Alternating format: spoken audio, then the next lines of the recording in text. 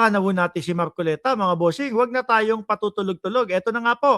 Lahat po ay gagawin nila para patuloy na pagtakpan ang isang issue na kayong lahat ay may kinalaman sapagkat pera po ninyo ang ninakaw nila. Kaya sinabi ko po, huwag kayong kukurap. Ang gagawin namin bukas will define the direction of this country kung saan tayo papunta.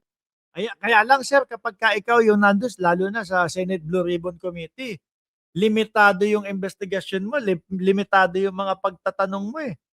No, ayaw mong mapag-uusapan yung pababa ng 2022 eh. Kapag ka nadali o nahagip yung mga petsa panahon ng dating Pangulong Duterte, iniiwas mo na agad, sir eh. Di ba? Sabi ni Mirna Mangrobang, may basbas ng Pangulo, kaya wala kayong magagawa. Oo nga, sabi nga, di ba? Nakita ko yung kay Atty. Claire Castro. Ito pa po, si Rodante Marcoleta, mga bossing, kasama si Alan Peter Cayetano. Mga vlogger na po yata talaga ito. Of the hour tomorrow, Senator Dante Marcoleta. Sir, magandang... Bakit ganun? Hindi ba pwedeng minsan ngumiti ka naman, Rodante Marcoleta? Sabi ni Dami Perez, simple logic lang yan. Ang gusto nila talaga tumbukin si PBBM. Di sila magtatagumpay. Kung ganyan po talaga ang gusto nila, Dami Perez, baka tama yung iniisip ko. Na kaya gusto nila matanggal si Pangulong Bongbong Marcos ay dahil problemado sila doon sa mga kinakaharap nila ngayon.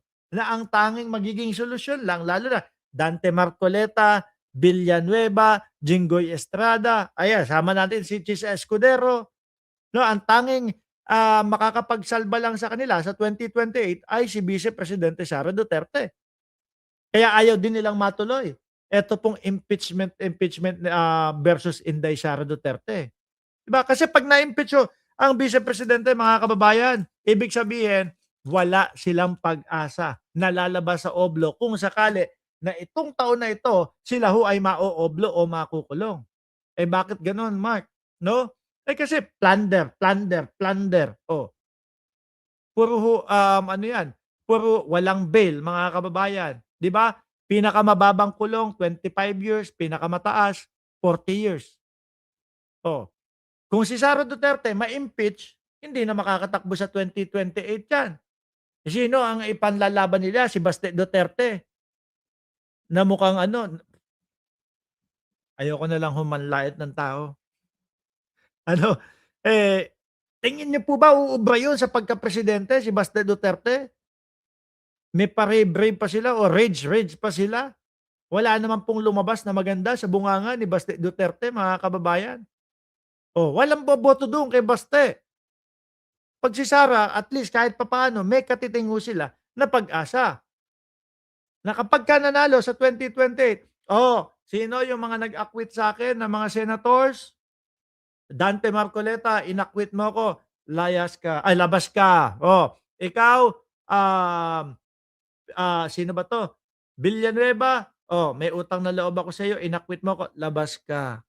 Ikaw, Jinggoy, inakwit mo ko, labas ka. Kaya nga po gusto din po nila na isulong yung biglaang online na pagboto Di po ba? Sabi ni Russell Pelobello, Boss Mark, sila lang ang nagbobolohan kasi walang maniniwala sa kanila. Yung 18 marites nila, mga DDS lang po ang nabubudol nun Biruin mo, tinanong yung 18 marites, yung 2 sa 18 marites, sabi, ilan ang dinala niyong maleta kay PBBM? Sagot nung isa, 3 po. Tinanong yung isa, ilan ang dinala niyong maleta kay BBM? 5 po. Anak ng putik. Nandyan si Sir Chessmaster, hindi sila pwede magkaroon ng matalino at matino na presidente. Di nila magagamit, di sila makakalusot. Kaya gusto nila, si Sara ang gagamitin nila. Correct, sir. Tuloy natin si Rodante Marcoleta. Sana naman, sir, meron naman kaming magamit na video ninyo nang hindi po kayo nakasimangot. Lagi na lang po kayong mangot So, of course, the man of the hour tomorrow, Senator Dante Marcoleta. Sir, magandang tanghali. Kumusta po kayong lahat, mga kababayan? Kamusta mo din si Pia Cayetano? Ito po, nag-uusap-usap po kami para sa araw ng bukas. Ah, Ang gusto lamang namin ay ang inyong total support. naku po. Wag po kayong kukurap. Baka ito na po ang pinakahuling pagkakataon na ang katotohanan, ang katwiran ay mananaig. Kagaya po na sinabi ni SP Alan. Sir, sa inyo naman po kasi kapag kapag kayo ang nag-iimbestiga, anak ng teteng, ang gusto ninyong witness, nasa witness protection program, yung mga diskaya eh. Ano, minsan napapaisip kami, hindi kaya isa sa nag-donate dito kay Marcoleta ang mga diskaya. Kaya gano'n na lang ang ubod ng pagtatanggol niya sa mga diskaya. Tapos naalala niyo po, yung sabi ni Montulfo na kapatid ng dalawang senador, na meron daw, um, paano ba yun? Meron daw humihirit sa mga diskaya ng 1 bilyon. Kaso 120 million lang daw ang pinayagan ng mga diskaya. Ano po, ang kapalit daw ipagtanggol lang yung mga diskaya. Kayo na ho ang magsalita. Kayo na po ang magsabi diyan, mga bossing. Kung sino sa tingin ninyo yung sinasabi ni Montulfo na nakatanggap ng 120 million para ipagtanggol ho ang mga diskaya, mga boss chief mo, sir. Napabalita yan, di ba? Nung siguro may 6 na buwan na o 7 buwan na. Sabi ni Ma'am Elena Garcia, yung eye bag ni Marcoleta nasa talukap ng mga mata niya. Di ba ang eye bags dapat sa iba ang mga pagmasdan nyo? Ewan ko, ba't ganyan yung mukha ni Marcoleta?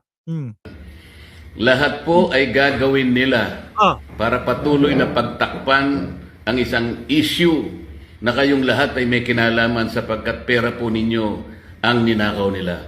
Kaya sinabi kami naman, Rodante Marcoleta, sir, gustong-gusto na. Actually, bilang vlogger ako, gusto ko nga na yung 18 marites mo talagang papuntahin diyan sa Senado sa Senate Blue Ribbon Committee Bakit? Mataas po ang views nun, mga kababayan. Bakit po? Alam naman po natin na kapagka yung 18 marites ang pinapunta doon sa Blue Ribbon Committee, maghahagalpakan tayo ng tawa dito. Malamang magtawanan ho tayo, mga kababayan. O, di po ba? Kaya lang po, hindi naman po natin ipagpapalit yung mawawala na naman pong pondo ng bayan, yung malulustay na naman po yung pondo ng bayan dahil sa walang kapararakan na mga ganyang Blue Ribbon Committee, tapos iimbitahin yung 18 marites. Doon nga po sa mga interview niyan, doon na nga lang po sa mga press conference niyan, nagsasala-salabat na daw po, mga kababayan Nagsasala-salabat na ho, mga boss chief sir, yung mga pinagsasasabi nila. Sa tingin niyo po ba, afford ng mamamayang Pilipino ang magkaroon ng katatawanan at isang araw na masasayang ang pera ng bayan dahil sa Senado, na kagaya nung kay Bato de la Rosa, kung maalala niyo po, lustay, sayang ang pera din ng mamamayang Pilipino doon. 'Di ba matagal na nilang inaano 'yon, matagal na nilang talagang gustong punteryahin si Pangulong Bongbong Marcos. Kung maalala niyo po, yung kay Bato de la Rosa na ano yun, pideyalik nila. Yun si Bato de la Rosa nasaan na? Ano na po ang kinahinatnan nun, mga bossing? Wala. Ilang beses na nag-hearing ho yan, 3 beses ho yata. Saan napunta, ano nangyari do'n sa pera ng bayan? Wala po. Gano'n lang din po, mga kababayan, yung gagawin nitong sila Marcoleta. Okey na po yung mga narinig natin. Doon sa mga press con, doon po sa mga interview, nagsasala-salabat na po yung mga sinasabi ng 18 marites na yan. ko po, huwag kayong kukurap.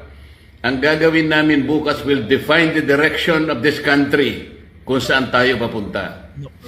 Ayop. Sabi ni Romel Snoop, Gutesa pa nga lang, nakakatawa na. Ngayon, 18 pa. O, correct.